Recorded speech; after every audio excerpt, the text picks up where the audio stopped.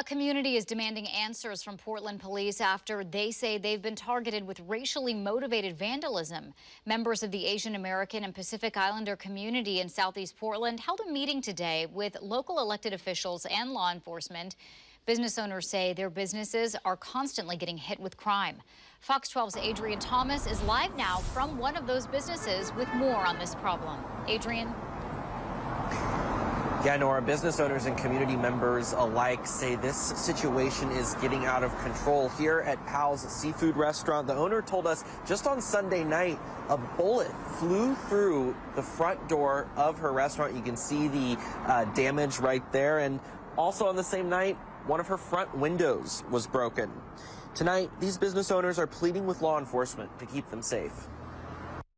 29 years, the situation is all the good. So just this past 2 years,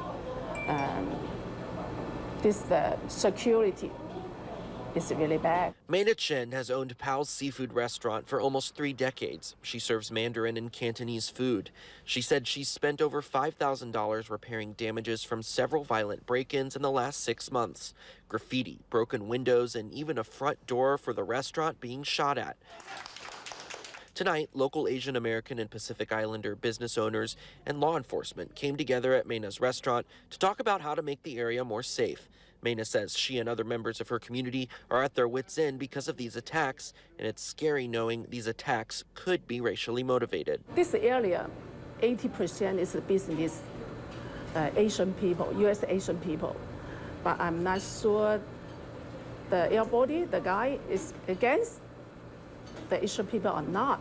Also at the meeting was Nancy Salgado, who owns El Campesino, a market next door to Pal's Seafood. She shared this surveillance video with us of a man smashing the glass on one of her market's front doors just this past Tuesday, then walking away. We actually just repaired this door not too long ago, maybe a couple months. And the damage doesn't stop there. Other nearby business owners tell us this bar across the street from Pal's Seafood had to close its doors recently because the break-ins became too much to handle. Salgado says she's dealt with a handful of break-ins in the last couple of years, but not nearly as much as Pal's. I have maybe counted 6 times a year like that happens to them.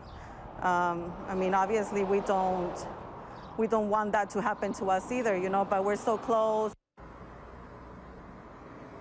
And in response to these concerns, a Portland police detective who was at the meeting told us the solution to this problem is simply having a larger police presence in this area. But he says right now that's very difficult due to staffing levels and more problems caused from the COVID-19 pandemic over the last couple of years and lesser penalties for petty crimes. Live in Southeast Portland, Adrian Thomas, Fox 12 Oregon.